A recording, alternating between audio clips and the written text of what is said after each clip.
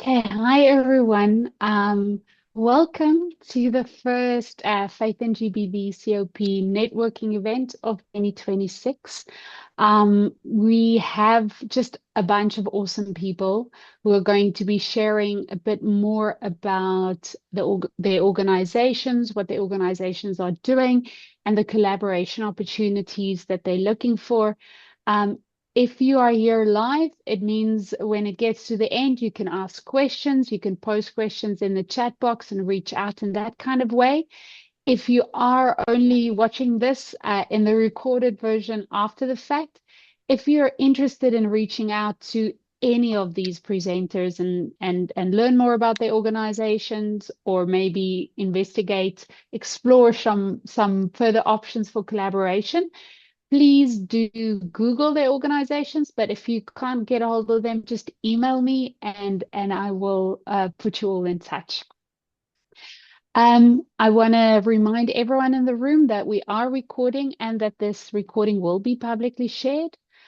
So we have four speakers today who will be sharing about their organizations. Like I said, taking about nine, maybe 10 minutes to do so. Um, I want to encourage all of us, if your internet's good enough, please keep your video on that they feel like they're speaking to people. But it's of course okay if your internet isn't good enough. You can use the chat box all the time if you want to post questions or comments or share maybe something that your organization is doing. But like I said, at the end, we'll have open floor for anyone to share, and it doesn't have to be questions, to maybe just share or reach out to one of the speakers.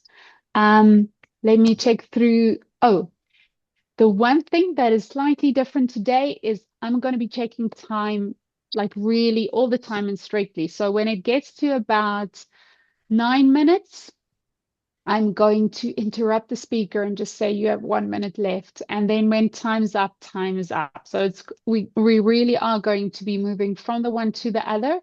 But again, use the chat box. You can continue the conversations on there. So now I don't want to waste any of the time that we have. So I'm going to introduce our first presenter, and that is Nontando Hadebi. And she wears many hats, but today she's wearing the hat of the side by side in movement for gender justice. And she's based in South Africa, and she's going to be sharing a bit more with us. And Nontando, the floor is yours. Go for it. Uh, yes, very, very good morning to you, to everybody, and what a privilege it is to participate in this community of practice. Thank you, Lisa, for the introduction. I'm going to get straight into my presentation.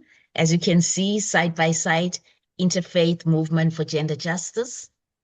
Let's see, will it let I'm me? not seeing it at the moment. Oh, is it We not coming on? No, but I I think can it see might it. be because I'm.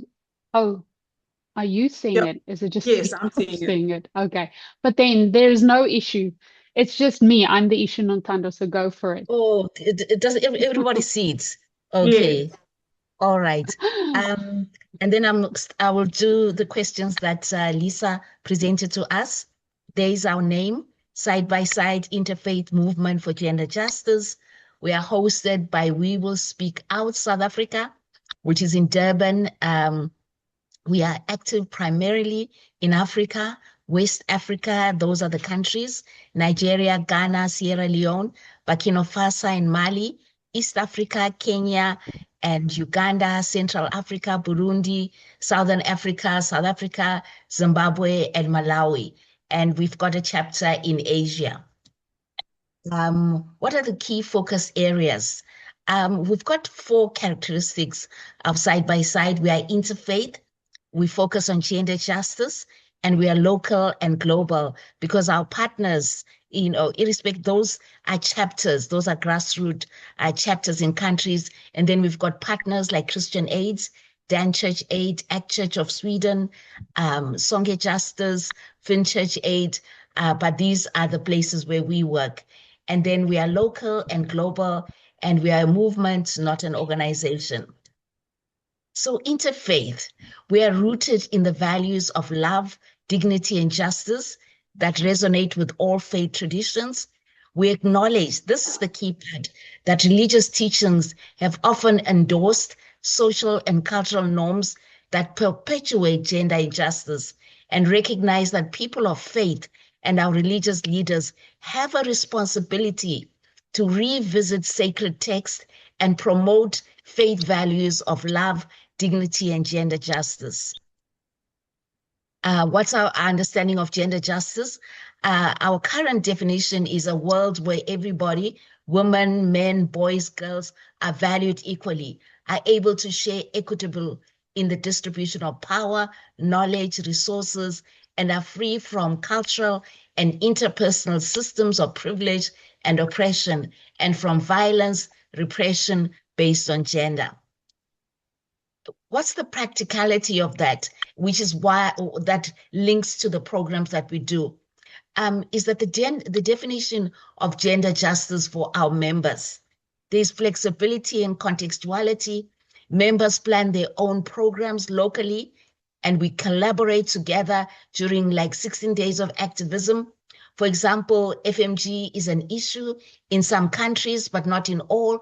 Some countries have early child marriages, and during election times, we find some countries advocating for women leadership and participation, and also education on the Maputo Protocol, which really is the African flagship for gender equality and against GBV. So we work locally, as you saw, the countries in which we work.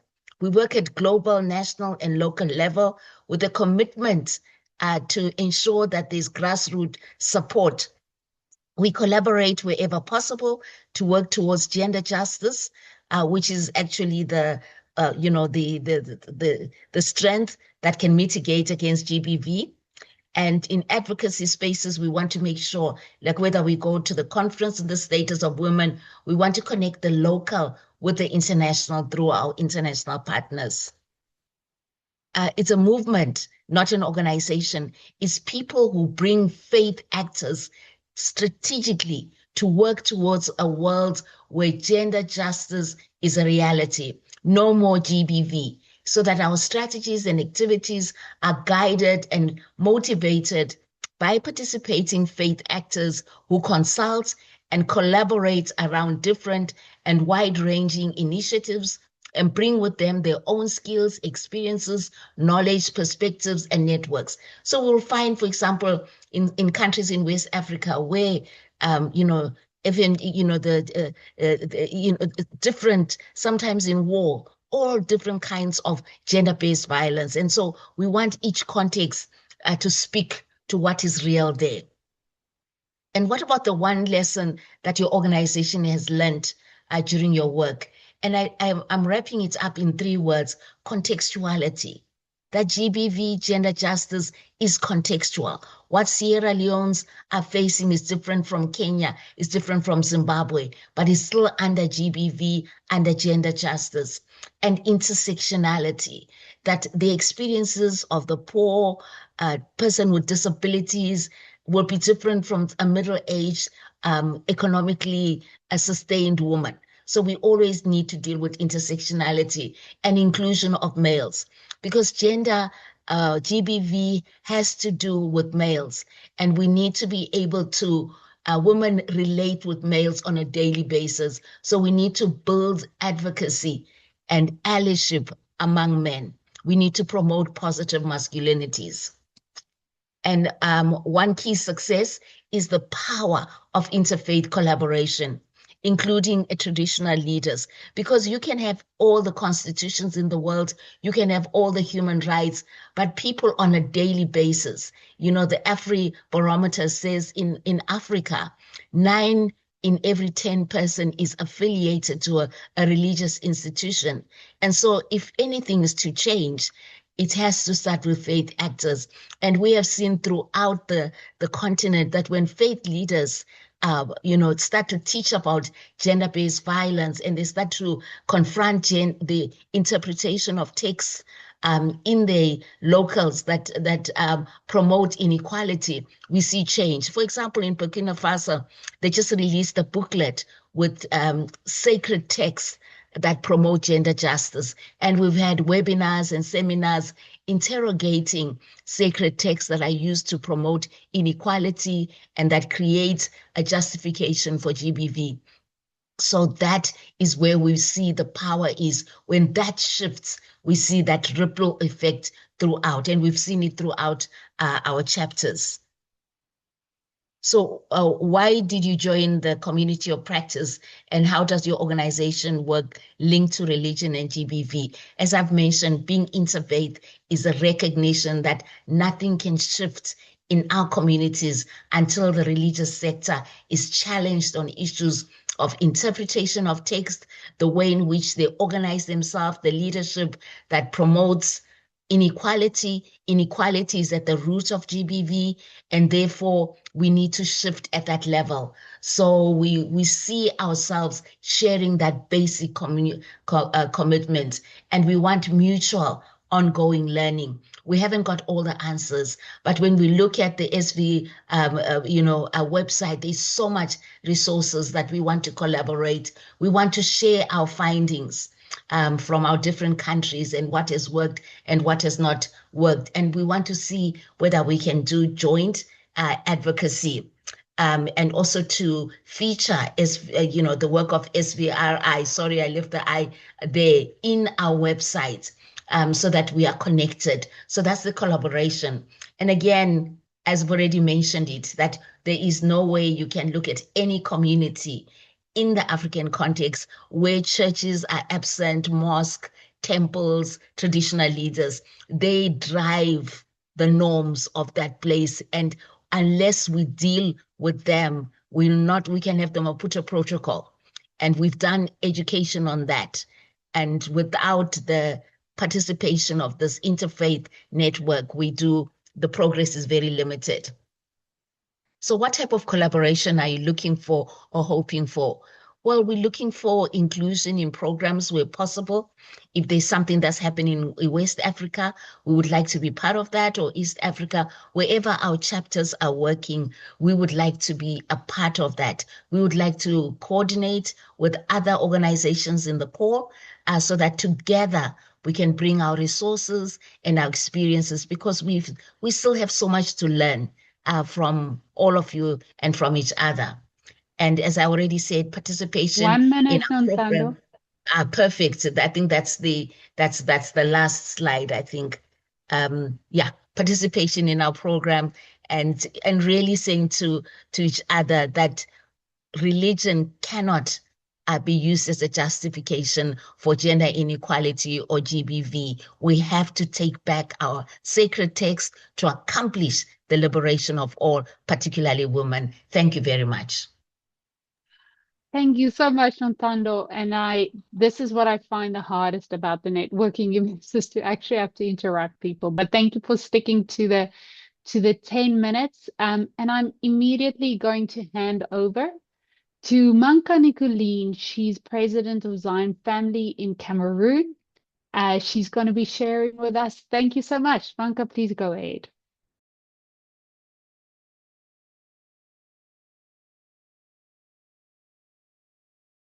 You're still muted. So I can see you talking, but we didn't hear you.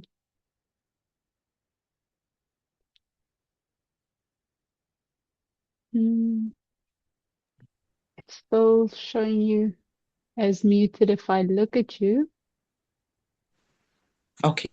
And Zion Family is active in various regions of Cameroon, including the Northwest region, the Southwest region, the Central region, the Littoral region, additional branches in other cities.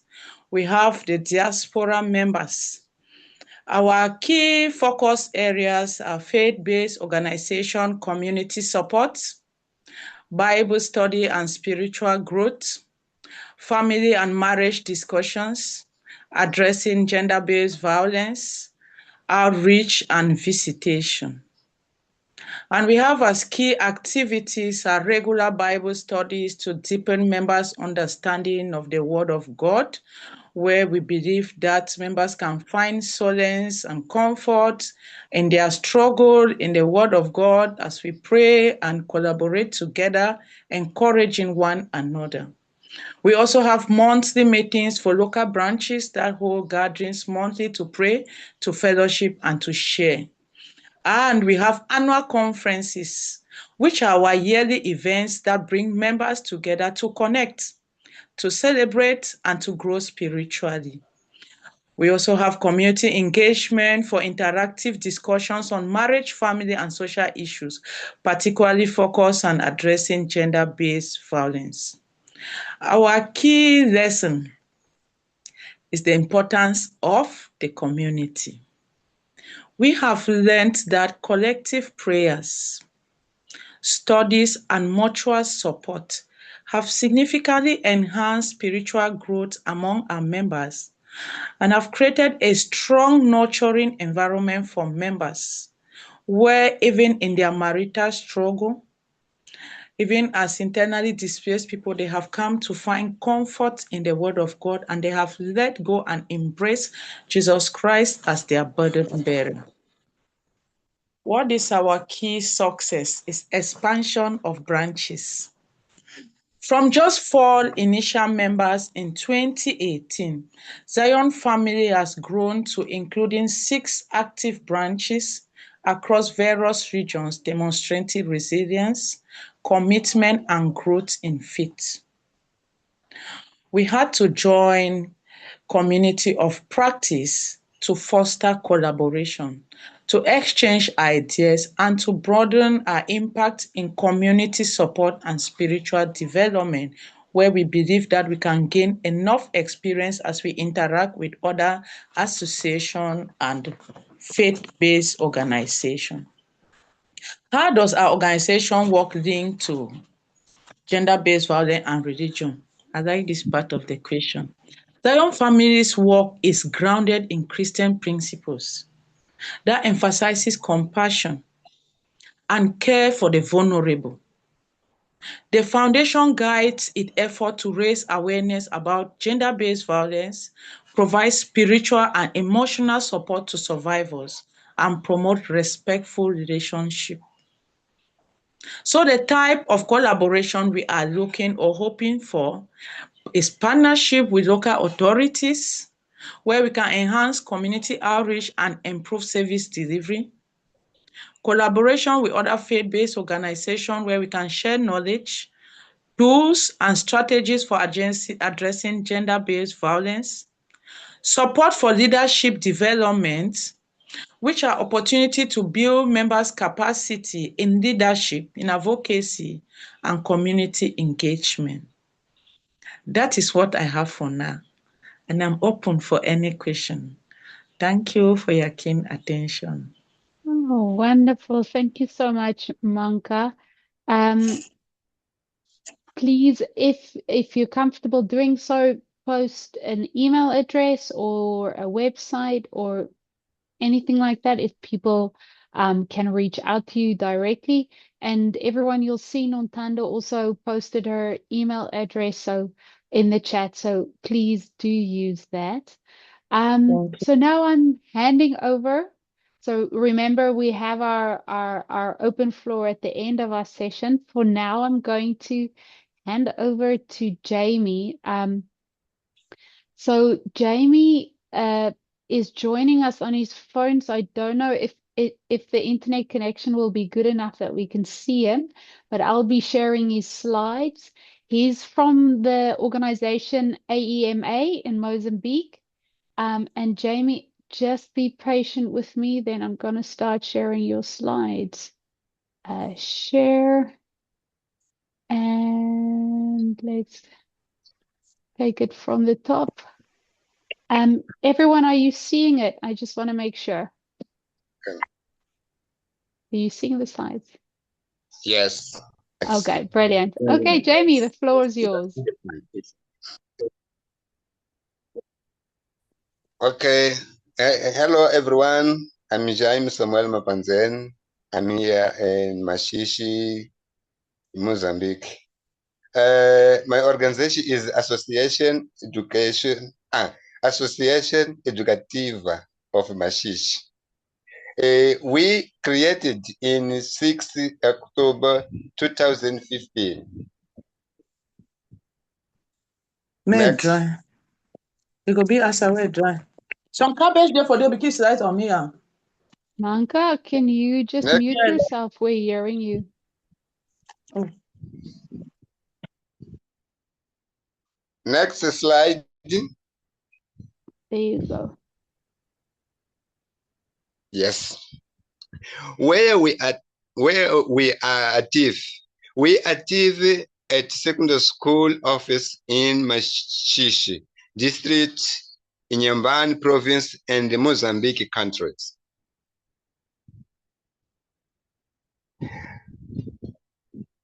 Thank you. Okay.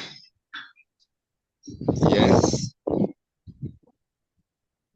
Thank you so much, everyone, for your attention provided by James Samuel Kwanze, the president of association. Okay.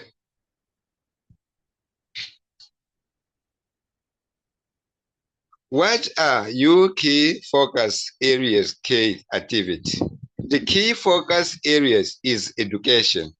The key activity are prevention and combat GBV via literacy training of school and community activities.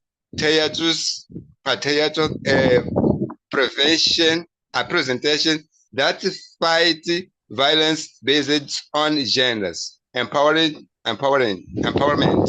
of girl via cutting and swinging, and supporting children's level and capacities in school supplies and other means if necessary.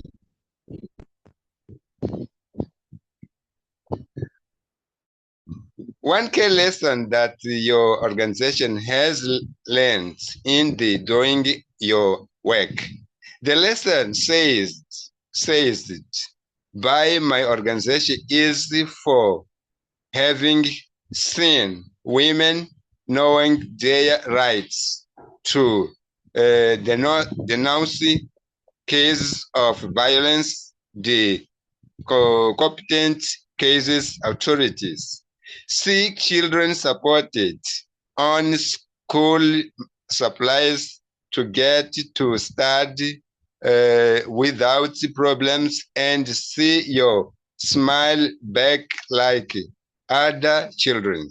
See women to know how to make clothes to win their financial income for acquired training. One key success that your organization has in doing your work.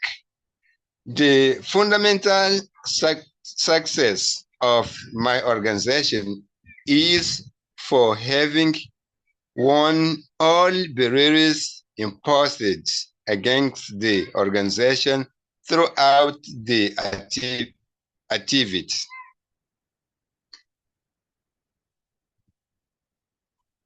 Why did you join the CoP? How your organization work link a religion, GBV. I joined with you to fight against gender-based violence and fight pressure unions.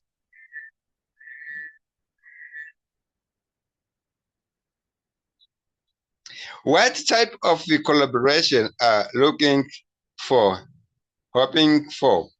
I'm looking for financial support to make our activity happen, which are in implementation.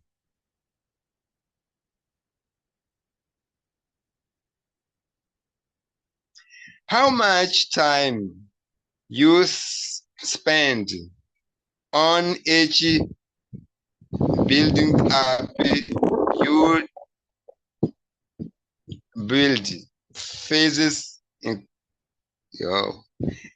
including everything and play phases, and with the type of collaboration that you are helping. The time spent for each activity, training of school activities, and community spend 80 hours by training, corresponding 3 days, and every day 6 hours. Each theater presentation 3 minutes. Cutting and swimming training per days 2 hours and 3 minutes, lasting 6 months. 6 months. Each presentation of lectures last 1 hour's meeting, depending at last 3 minutes. All planned activity corresponding 12 months per year, divided into 2 semesters and 3 quarters.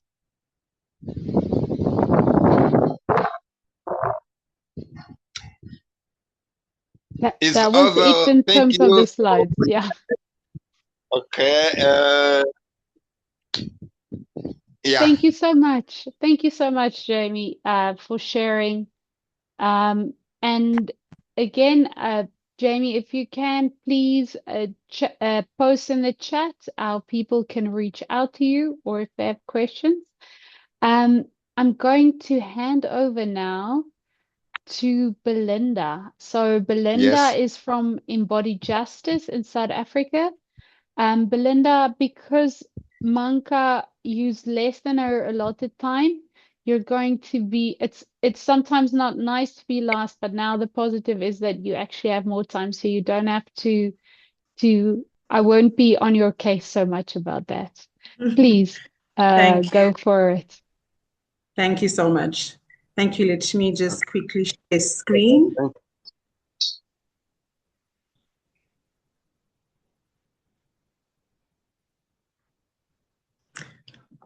Thank you so much for this opportunity again, Lisa, and once again, hello to everyone. Embodied Justice, which is presented by myself. I would just like to take this opportunity to also just introduce the concept of embodied justice. My name is Belinda Crawford, and I'm the founder of Ebenezer Stone.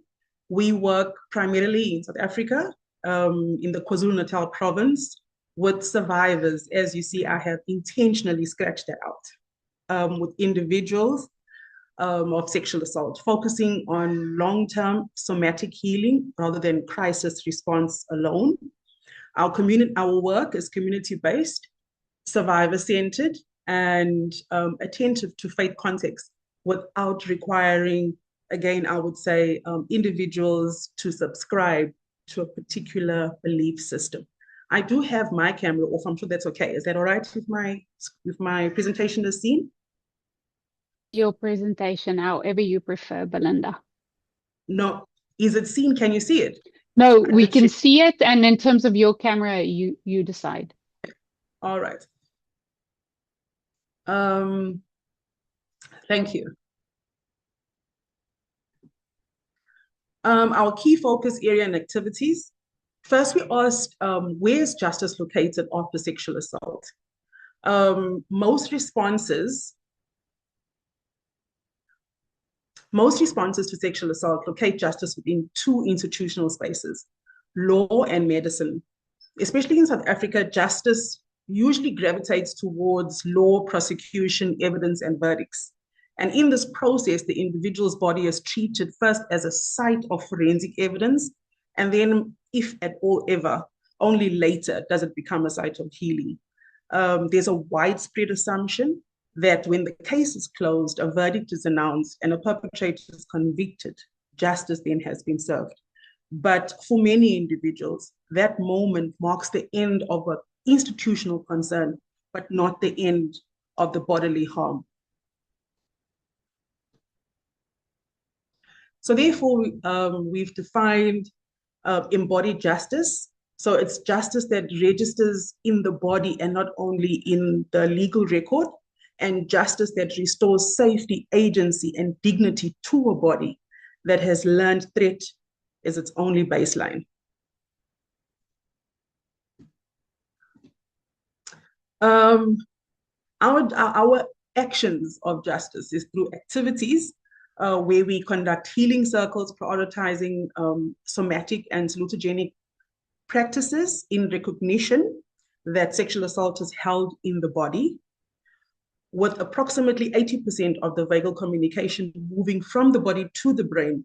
Recovery often begins below conscious thought, before experience can even be named or cognitively processed. The work doesn't attempt to address all forms of trauma. Instead, it intentionally and narrowly centers individuals of sexual assault, acknowledging the specificity of the violation and the limits of purely top-down approaches. So therefore, by foregrounding bottom-up regulation, the circles create conditions again for safety, agency, and meaning-making emerging in their own time and not necessarily by force. Practice-based knowledge.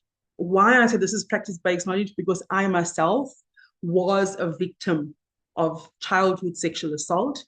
30 years later, through a range of somatic and salutogenic approaches, I experienced what I now describe today as holistic healing.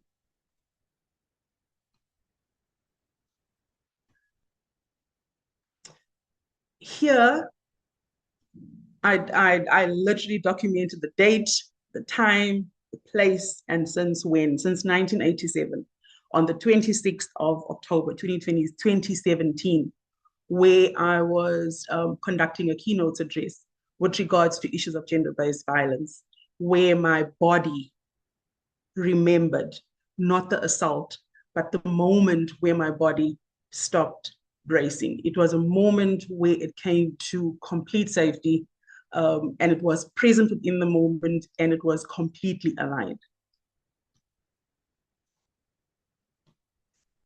The turning point, I did come back to the university to inquire from a psychologist as to what did that mean? What did that body-based or that somatic experience mean? And the psychologist at the university told me that only 1% of individuals reach this level of integrated healing. And that stat stayed with me, questioning whether healing is actually rare or whether our systems just simply don't know how to support it. Hence the decision to work solely with individuals or victims of sexual assault, and to focus exclusively on embodied healing to increase that percentage. So the aim here again is to move it realistically from 1% to at least 50%. So why the faith and GBV, and also why this CoP? I joined faith and GBV community of practice because faith communities often speak very powerfully about justice, redemption, and healing, yet the individual's body, the body of the individuals, are really the center of those conversations. So in many contexts, faith language unintentionally pressures individuals towards forgiveness or closure, again, when the bodies are not ready. So this work asks the specific question: how might faith support embodied repair rather than spiritual bypassing, especially for women and children harmed in moralized or religious spaces? The key lesson, one of our key lessons we've learned, is that justice frameworks ignores the body. Even when they succeed legally, the justice framework often produces more harm, it reproduces harm, even when the cases are closed. Our key success was that our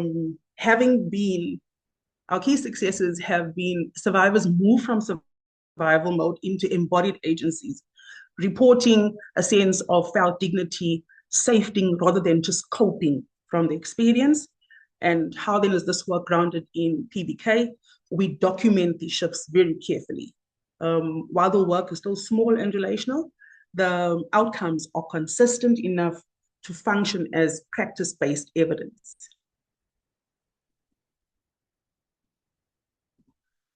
Collaboration.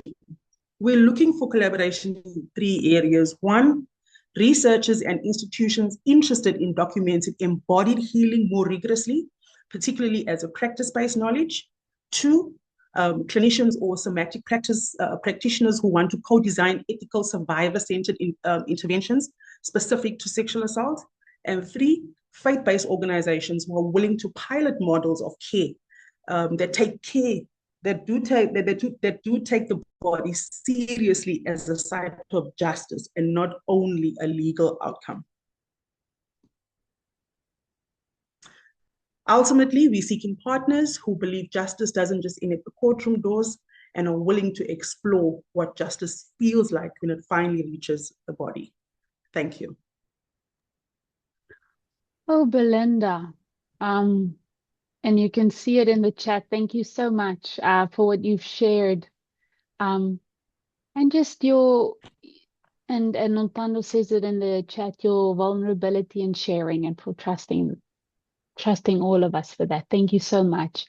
There are questions coming through already, but I want to ask, I can see here, Sarah, you joined, and I know you signed up to present, but you only joined recently. Are you still able to present on your organization, or will you not be able to? I'm not sure if you're hearing me, Sarah.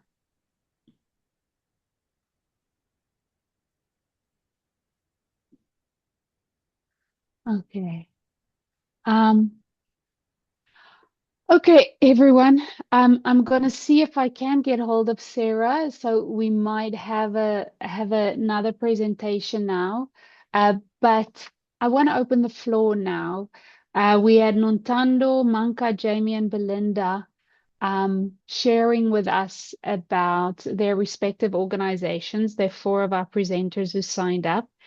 And I'm opening the floor for everyone and anyone in the room. If you have a question, yes. If you want to share something maybe that your organization has been doing that's similar, something that resonated.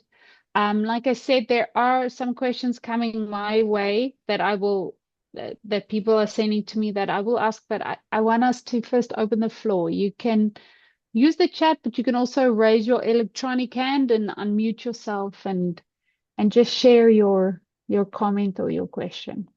Please go ahead.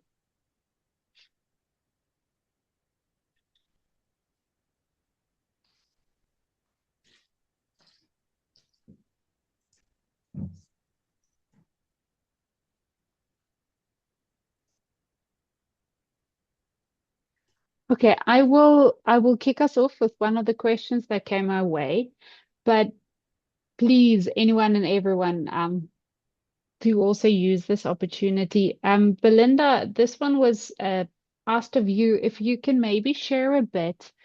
And I actually wrote this down as well. You spoke about somatic and salutogenic practices of healing. Can you share a bit with us about what that entails? Also, if any of these practices have a specific faith component, kind of how that connects, if you can maybe share a bit with us, please. Okay. Somatic approaches is basically body-based work, allowing the body to regulate the nervous system.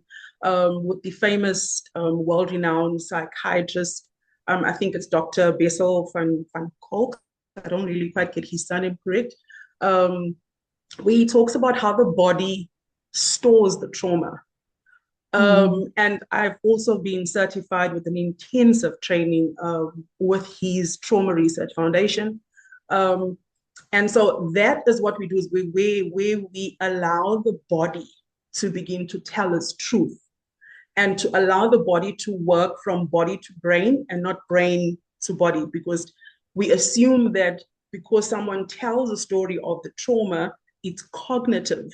Whereas we are now saying, but the body is the first site of receptive of their trauma, and not cognitively or in the brain, right? So we produce practices that regulate that nervous system and reduces trauma reduction by almost 90%.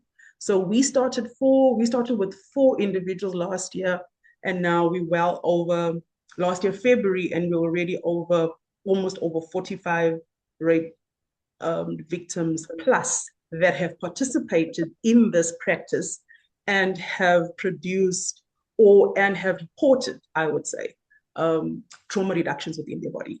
So it's basically, somatic means the body-based work, allowing their body to speak its truth, not just vocalizing it. And hallucinogenic approaches is also just to figure out what is it, healthy approaches, by the way, or also body-based healthy approaches, information around about that, because then we now need to train the brain with the neuroplasticity in terms of having to rewire the brain, because it's also a transition from being pre-trauma, and then you have the trauma, and then there's post-trauma, and then there's also a, it's almost like the brain sort of gets confused. So we also offer materials to assist that the individuals use to help themselves to rewire their brain to work together with their bodies now being healed. Thank you so much. Thank you so much for that, Belinda. And Belinda, everyone, Belinda did share her email. She shared 2 email addresses in the chat, so please do reach out to her. If you have more questions, you can also ask it now. Another question that came my way was for Nontando. How do you go about joining a side-by-side chapter? And do you join as individual, or do you join as organization? And can you kind of maybe just explain that a bit more, please, Nontando? And Belinda, after that, we'll come back to you. Thank you so much, and thank you for that question. I should have made it clearer. You join as an organization. And so what happens is that we always encourage you to join a chapter in your country. Let's say, for example, because I noticed that there's somebody from Sierra Leone, you're more than welcome. Just email me and I will connect you to the chapter lead in Sierra Leone. So basically, again, just briefly, you join as an organization, and then you are linked to the chapter in your country. And if your country doesn't have a chapter, then, because in each country, a chapter consists of organizations in one country that are working together for gender justice against GBV. So it's a collection of organizations working together, and that is a chapter. Please feel free to email me for any questions. I'm more than happy to answer. Thank you so much, Nontando. Belinda, I'm passing over to you. You had a question or something you wanted to raise. Please go ahead. Yes, I wanted to add, I think I forgot the aspect of how is it linked to faith. I did mention also earlier on that that even within the practices and as we serve the individuals that come to the circles, we don't impose any beliefs on them. We don't impose any particular beliefs on them. However, it becomes linked to, we go all the way back to creation, to the creation narrative in terms of your body being created whole. So we're taking you to the pre-trauma. The body was whole, and as a result of the trauma now, how do we get back? And what you do with your belief thereafter, I don't interfere with that. It's also great to have, I've had indigenous spiritual individuals that believe in the African indigenous beliefs. I've had Muslims come to the space, and then we also hear and share from each other, or also hear from them. But what I've seen that is universal is in that moment, nobody wants to literally talk about or contribute. I would say it's 0.5%. So much about their faith, but it's also about what's happening within their bodies. Even though the practice within itself is very Genesis, the way you were created in the image of God, and you were not meant to dysfunction at that level, even though it wasn't your fault. Thank you so much, Belinda. I personally have so many more questions, but I will not hijack the space. Thank you so much for sharing. Anyone on the floor want to raise their hand, want to share something? And Sarah, again, if you can hear this, I know you're joining from the DRC, so I'm not sure about the quality of your internet connection, but your organization, Accord FM, did sign up to present today. So just say hi or something if you can hear this. David, I see your hands raised. Please. You, I think maybe my organization didn't sign. I don't know how that really passed me, but I really wanted to share on what we are doing, even though you've said, okay. Go ahead. Yeah, thank you. So my name is David Rabur. I'm the program director for Community Action for Health and Development. We are based in Kenya. CAHED is a grassroots organization based in Homa Bay, Kenya, working with faith leaders, women, youth, and community structures to prevent and respond to gender-based violence, particularly sexual violence against women and girls. We promote survivor-centered faith engagement approaches that challenge harmful norms, strengthen safe referral pathways, and position faith institutions as a positive spaces for dignity, justice, and healing. It is also basis that, like many have also said, that why did we opt to join the community of practice? We join here for knowledge and exchange learning, just as we are learning now.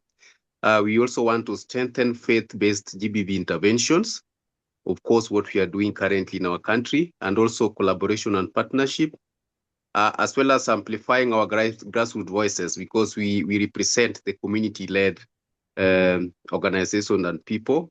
We also want to contribute to practices based in evidence, and matters influencing policy and practices. In other ways where we are looking at why maybe in terms of collaboration, we will want to have a knowledge and learning collaboration with researchers, practitioners, as most of them here, and faith-based actors to co-develop, test, and document evidence-informed and survivor-centered faith engagement that prevent and respond to GBV. We also want to involve ourselves in practice for research partnership that link grassroots implementation with research, monitoring, evaluation, and learning among the faith and GBV evidence. And we are also looking for capacity strengthening and peer exchange, if that could be something that can also support our institution. We also want to advance advocacy and influence collaboration to promote gender transformative in a positive way, funding priorities and national and regional GBV frameworks.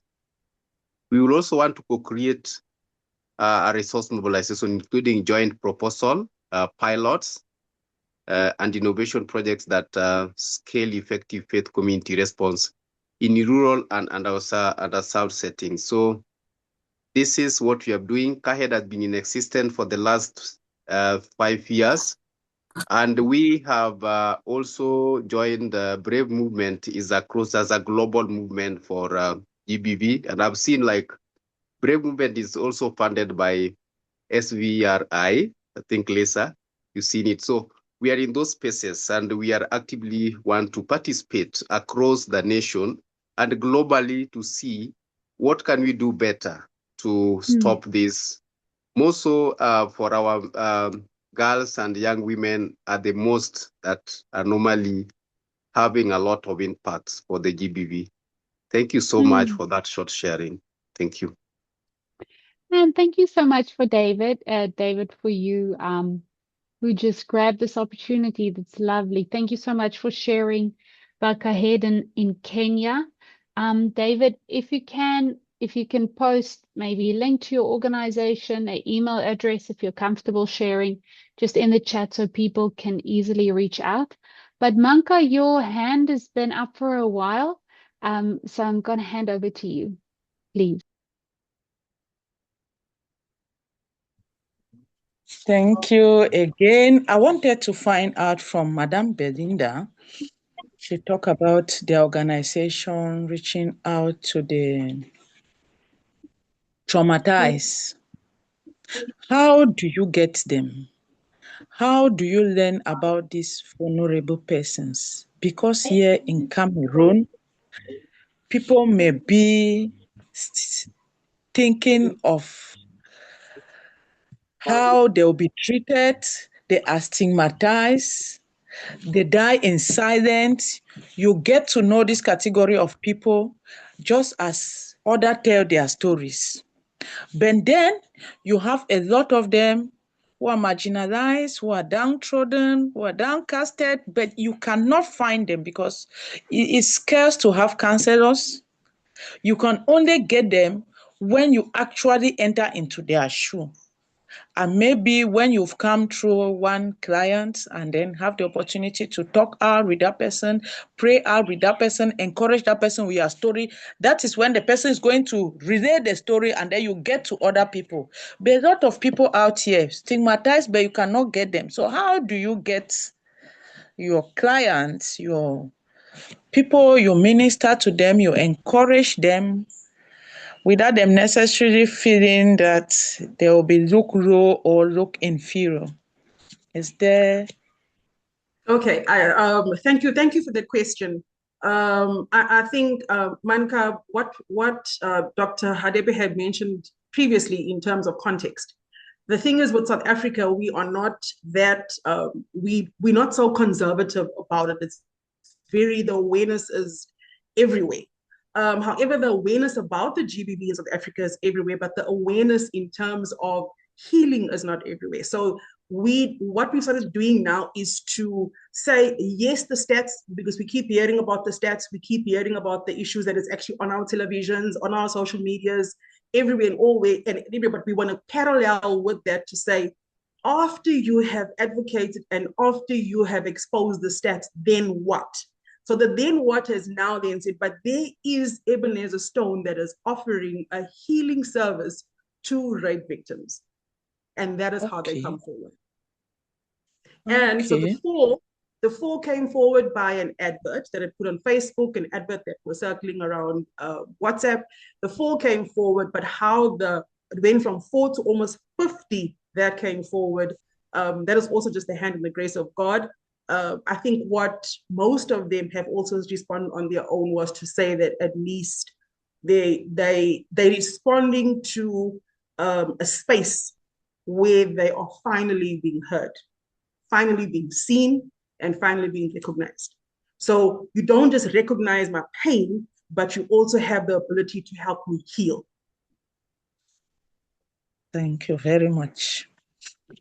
Thank you so much. Thank you so much for that, Belinda. Thank you, Manka, for the question.